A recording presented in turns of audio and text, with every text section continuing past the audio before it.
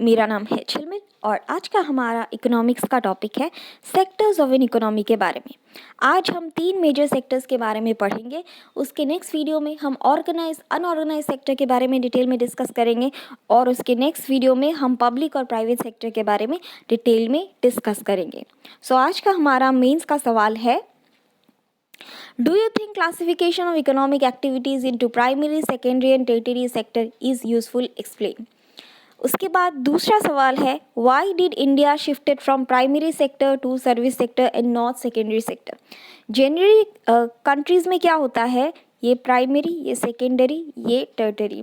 तो प्राइमरी के बाद सेकेंडरी सेक्टर में जाते हैं, सेकेंडरी के बाद टर्टरी सेक्टर में जाते हैं। बट इंडिया ने क्या किया, छलांग मारी और डायरेक्ट प्राइमरी सेक्टर से टर्टरी सेक्टर तक पहुंच गए। ऐसा क्यों किया इंडिया ने, ये पूछा गया है। तो चलिए बताते हैं क्यों किया है।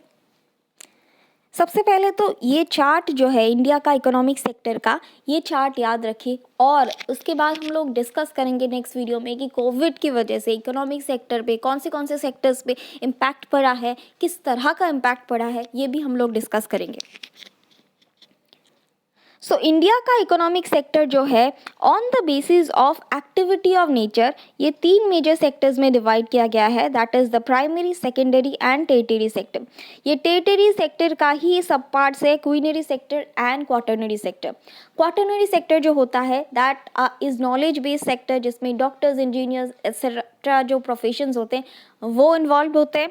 एंड क्वीनरी सेक्टर्स जो होते हैं वो हाई लेवल के grade super class 1 officers involve होते हैं। फॉर एग्जांपल किसी का director, executive director, IAS officer, ये लोग जो है वो क्वीनरी सेक्टर्स में इन्वॉल्व होते हैं। ठीक है जी। तो क्वाटरनरी और क्वीनरी के बीच का डिफरेंस क्या है, किस तरह से ये हमारे जीडीपी को कंट्रीब्यूट करते हैं, इसके बारे में हम लोग डिटेल में एक वीडियो बनाएंगे। आज का जो हमारा प्राइम फोकस होगा that would be on primary, secondary and territory sector. Sectors को on the basis of work condition भी डिवाइड किया गया है, that is the organise sector and the unorganise sector. उसके बाद सेक्टर्स को on the basis of assets ownership भी divide किया गया है, that is the public sector जो कि गवर्नमेंट बेस्ड है, गवर्नमेंट ओन्ड है, और द प्राइवेट सेक्टर जो कि प्राइवेटली ओन्ड है। ये भी हम लोग डिस्कस करेंगे अगले वीडियोस में, क्योंकि एक वीडियोस में सारा कुछ कवर करना पॉसिबल नहीं होता। सबसे पहले इंट्रोडक्शन लिखेंगे, हमारी देश में किस तरह की ग्रोथ हो रही है। स्टैट्स आप लोग लिख सकते हो, जीडीपी पर कैपिटा इनकम आप इंट्रोडक्टरी लाइन में ऐड कर सकते हो।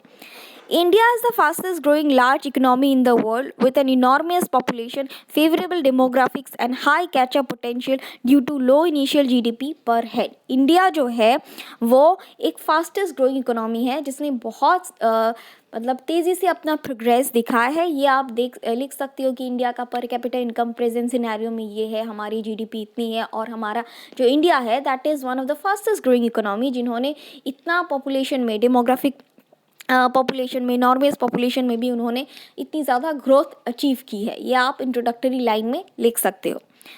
Economic activities result in the production of goods and services, while sectors are the group of economic activities classified on the basis of some criteria. जो economic activities है, आप लोग काम करोगे तभी तो आपको पैसे मिलेंगे ना, ऐसे थोड़ी बैठे बैठे पैसे मिलेंगे। तो इकोनॉमिक एक्टिविटीज़ मतलब जो काम करने से आपको गुड्स एंड सर्विसेज बनाते हो, प्रोड्यूस करते हो। आप मान लो मैं किसी ऑफिस में काम करती हूँ तो मैं अपना सर्विस दे रही हूँ, इसके बदले में मुझे पैसे मिल रहे हैं। ठीक उसी तरह से देश में जिस तरह से गुड्स एंड सर्विसेज बनाए जा रहे हैं, उसको बेचे जा रहे हैं, एक्सपोर्ट किया जा रहा है, उससे हमको, हमारे देश को पैसे मिल रहे हैं। तो इकोनॉमिक एक्टिविटीज़ जो है वो गुड्स एंड सर्विसेज बनाती हैं जिससे हमारी देश का जीडीपी ओवरऑल ग्रो होता है।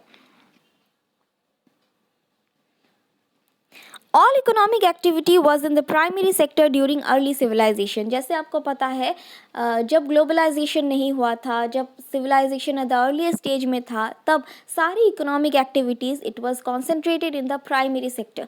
प्राइमरी सेक्टर मतलब एग्रीकल्चर बेस्ड थे, लोग सिर्फ खाते थे, पीते थे और सो जाते थे, ना उनको इंडस्ट्रीज़ बनाते थे दूसरे सेक्टर्स में, ना वो लोग इन्वॉल्व थे, ना कुछ। बस उनको ये था कि सब अपने अपने घरों में खेत लगाते थे, खाते थे, पीते थे और बस बार्टर सिस्टम, बस एग्रेरियन बेस्ड ही था, मतलब खेती बाड़ी की चीज़ें ही बेचते थे। It was a barter system kind of thing.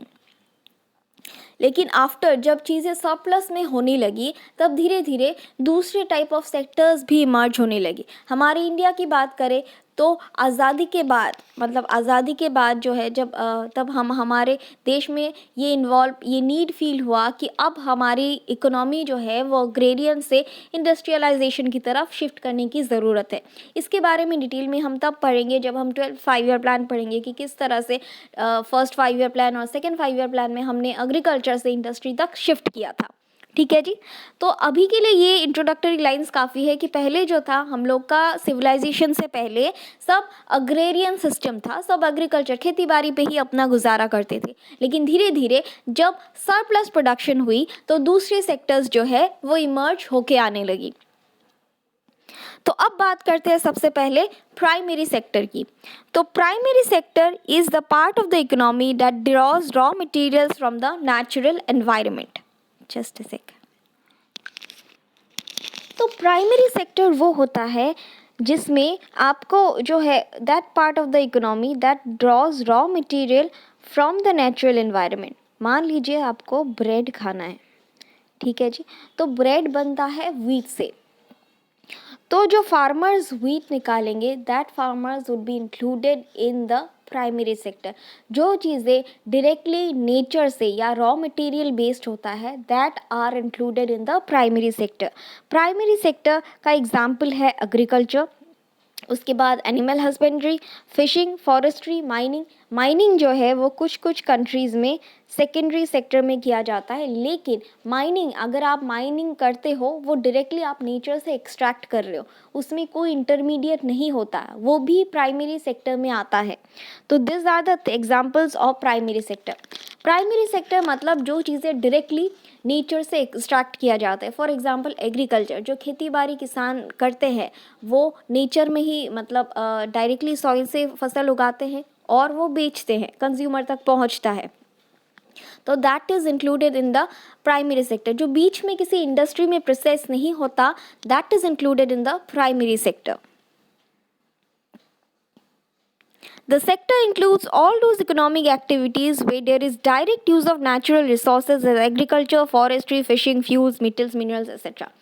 Primary sector एक इस तरह की इकोनॉमिक एक्टिविटीज़ है जो नेचर से डायरेक्टली एक्सट्रैक्ट करते हैं सामान या डायरेक्टली नेचुरल रिसोर्सेज जो है उसका इस्तेमाल किया जाता है प्राइमरी सेक्टर में। उसमें किसी भी इंडस्ट्री या किसी भी इंटरमीडिएट का नहीं बीच में यूज़ होता है। In some of the economies, mining activities are considered as part of the secondary sector.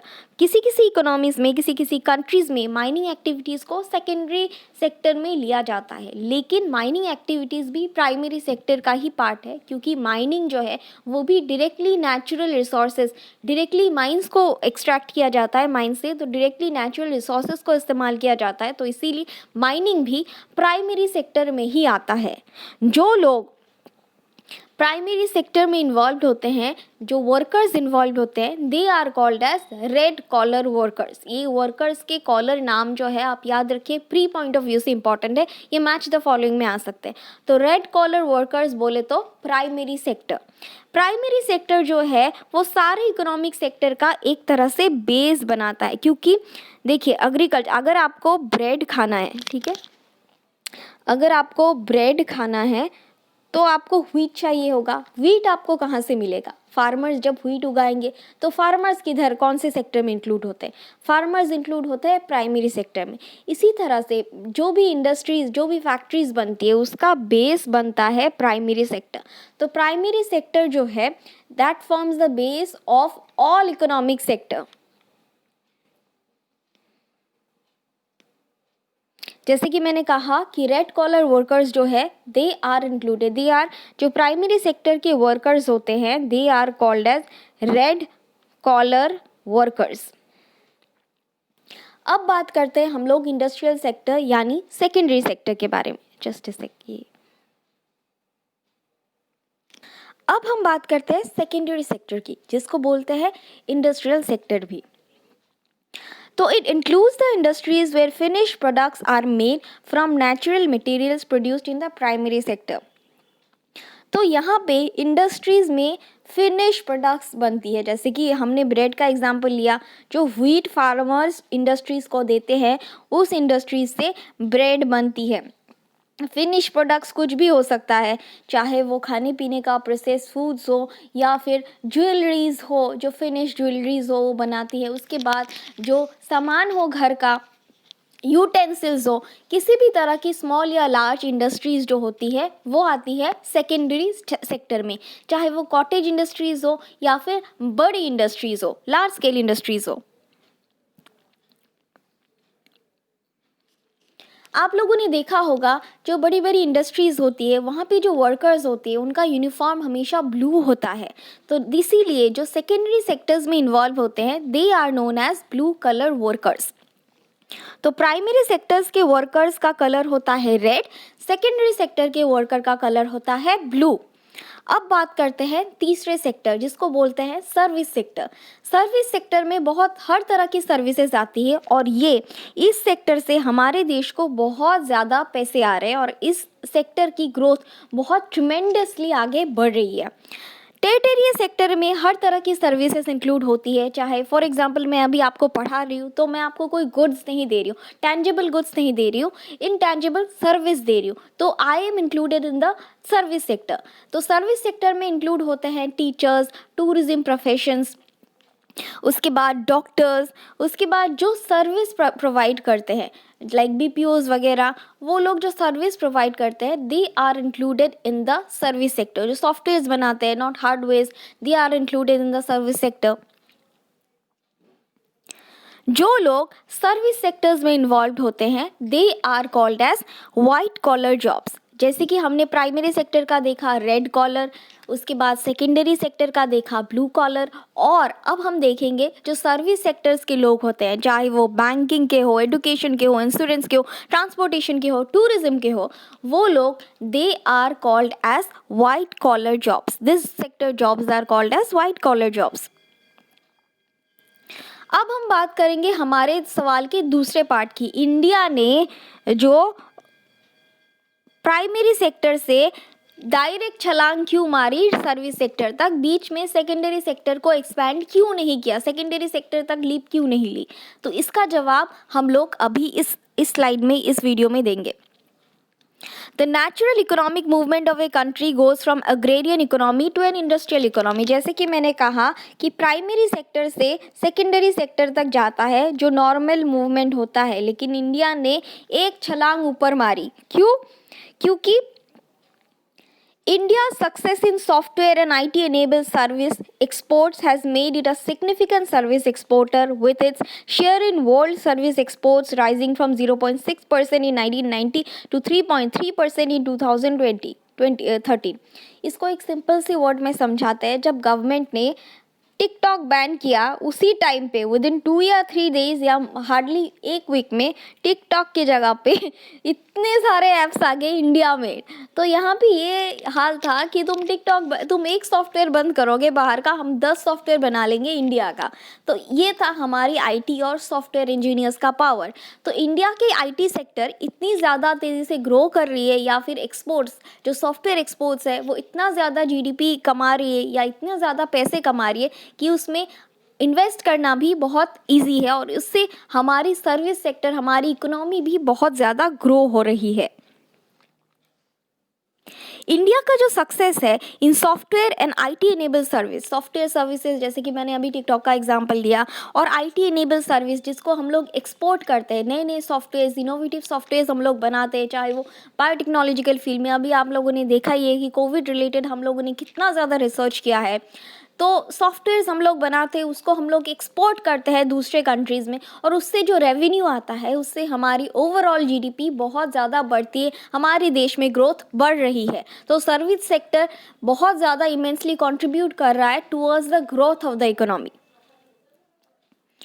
उसके बाद आता है हमारे जो लैंग्वेज स्पीकिंग स्किल्स है, कम्युनिकेशन स्किल्स है। आपको ये जो है, I can talk English, I can walk English, I can run English, because English is a very funny language. आप लोगों को पता है कि इंडिया में आप रूरल एरियाज़ को छोड़ के, मतलब कुछ रूरल एरियाज़ को छोड़ के, मैक्सिमम जो है माँ बाप अपने बच्चों को इंग्लिश मीडियम स्कूल में पढ़ाना प्रेफर करते हैं। हमारे बच्चे फट इंग्लिश बोले, या फिर हर जगह पे अगर आप इंटरव्यू देने जाते हो, अपना रिज्यूमे लिखती हो, तो आप इंग्लिश में लिखती हो, इंग्लिश को प्राधान्य देती हो। हाँ, आजकल मातृभाषा को दिया जाता है, लेकिन इंग्लिश हर किसी को आता है, बेसिक इंग्लिश तो आता ही है, मैक्सिमम 80 या 90% लोगों को आता है English compare to the other countries. तो यहाँ पे जो बेसिकली टीचर्स होते हैं आजकल, आप लोग बहुत सारे साइट्स होते हैं जहाँ पे कुछ कंट्रीज़ होते हैं, फॉर एग्जांपल साइबेरिया हो गया, नाइजीरिया हो गया, वहाँ पे लोगों को इंग्लिश नहीं आती मैक्सिमम लोगों को। तो कुछ ऐसी साइट्स होती है वहाँ पे आप घर बैठे बैठे या फिर वॉल्यूंटियर कर सकते हो, इंग्लिश पढ़ाने के लिए आपको पैसे मिलते हैं और वो पैसे आपको यहाँ पे आपकी देश की जीडीपी में इम्प्रूव करती है। उसके अलावा well educated and immense human resources, fluency in English and availability of chief labour and other reasons for rapid growth of service sector in the economy. हम लोग का जो टीचिंग जॉब है, हम लोग इंग्लिश वगैरह जो पढ़ाते हैं या फिर जो एजुकेशन रिलेटेड जॉब्स हमारे इंडिया में वेल एजुकेटेड है compare to the least developed countries, तो उन लोगों को एजुकेशन प्रोवाइड करते हैं। ये सब जो बीपीओ केपीओ ये सब जो होता है, वेल एजुकेटेड जो इंडिविजुअल्स है वो लोग बीपीओ केपीओ में काम करके, कॉल सेंटर्स में काम करके जिस तरह से हमारी देश में आमदनी ला रहे हैं, पैसे ला रहे हैं, ग्रोथ ला रहे हैं, इससे हमारी सर्विस सेक्टर जो है वो काफ़ी हद तक बूस्ट अप हो रही है।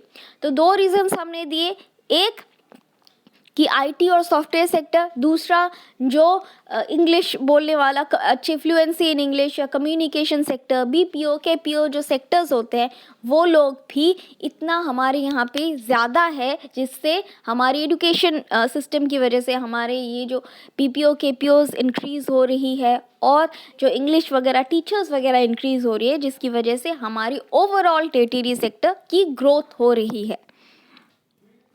अब हम देखेंगे कि सेकेंडरी सेक्टर क्यों फेल हुआ। टेरिटरी सेक्टर तो ग्रो हो गया, तो सेकेंडरी सेक्टर क्यों फेल हुआ? इसका प्रमुख रीज़न ये है कि ऑल्दो हमारे देश में एलपीजी रिफॉर्म्स आए थे, लीनियंसी हुई थी, लेकिन उसके बावजूद compare to the other developed countries हमारे देश में अभी भी कुछ स्ट्रिक्ट नॉर्म्स है, कुछ स्ट्रिक्ट लेबर लॉज है। फॉर एग्जांपल ये फॉरेनर्स है, इनको हमारे देश में इंडस्ट्रीज़ इस्टेब्लिश करनी है, इन्वेस्ट करना है, कुछ फॉरेन का मतलब कुछ फैक्ट्री बनानी है, तो इनको एनवायरनमेंट क्लियरेंस लेने में ही मतलब इतना टाइम लग जाएगा। तो दे आर लाइक थिंकिंग हम अपना पैसा इतना टाइम तक फंसा के रखें, ये तो प्रोसीजर में इतना टाइम लग जाएगा, हमारे पैसों की तो लग जाएगी। तो इस वजह से बहुत सारे जो इन्वेस्टर्स है वो यहाँ पे इन्वेस्ट करने में या फैक्ट्री बनाने में डरते हैं, जिसकी वजह से इंडस्ट्रियल ग्रोथ नहीं हो पा रही है इतना जितना कि होना चाहिए। तो ये हमने रीज़न बताया है कि क्या रीज़न है कि सेकेंडरी सेक्टर जो है वो उस पेस पे ग्रो नहीं कर पा रही है। Licence Raj, restriction on foreign investment, जो फॉरेन डायरेक्ट इन्वेस्टमेंट जो एफआईआई एफडीआई जो है उसमें बहुत सारे रेस्ट्रिक्शंस है, बहुत सारे रूल्स फॉलो करने पड़ते हैं, जिसकी वजह से जो एनआरआईज होती है वो भी इन्वेस्ट करने से थोड़ा बहुत सोचते हैं। Lack of measures to promote private industry, power deficit, यहाँ पे पावर का सप्लाई नहीं है। अगर इंडस्ट्रियल बेस आपको बहुत स्ट्रॉन्ग करना है तो you have to give all the power surplus होना चाहिए, ताकि जो पावर बैकअप मिलता रहे। लेकिन हमारे यहाँ पे पावर की जो है वो डेफिसिट चल रही है, इतना सरप्लस नहीं है, जिसकी वजह से इंडस्ट्रियल बेस बनाना इतना आसान नहीं है और फॉरेनर्स भी इस वजह से इन्वेस्ट करने से कतराते हैं। उसके बाद स्ट्रिंजेंट लेबर लॉज, आप लोग देखते ही होंगे कि लेबर्स जो है आए दिन हड़ताल करते रहते हैं कि हमारी मांगे पूरी करो, हमको ये नहीं मिल रहा है, वो नहीं मिल रहा है। लेबर लॉज काफ़ी ज़्यादा स्ट्रिक्ट है compare to the other countries. तो इसी वजह से भी बहुत सारे जो दूसरे माइग्रेंट लेबर्स हैं वो यहाँ दूसरे कंट्रीज़ में जाना प्रेफर करते हैं instead of coming to India. तो लेबर नहीं होता है तो इसी वजह से इंडस्ट्रीज चलती नहीं है और स्किल्ड वर्कर्स नहीं होता है। अगर आपको एक इंडस्ट्री बनानी है तो उस इंडस्ट्री के मशीनरीज़ को ऑपरेट करने के लिए उस तरह के स्किल्स के वर्कर्स होने ज़रूरी है।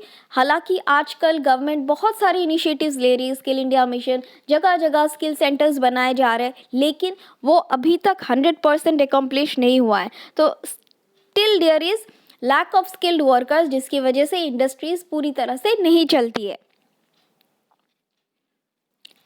तो इन सब जो फ्लॉज है उनको फुलफिल करने के लिए गवर्नमेंट काफ़ी हद तक स्टेप्स ले रही है। For example make in India initiative लिया जा रहा है, उसके बाद स्किल इंडिया इनिशिएटिव लिया जा रहा है। तो बहुत सारी जो इनिशिएटिव्स गवर्नमेंट की तरफ से आ रहे हैं जिससे इन सारे जो लूप होल्स है उनको फिलअप किया जा सके। तो ये है हमारा कंक्लूजन।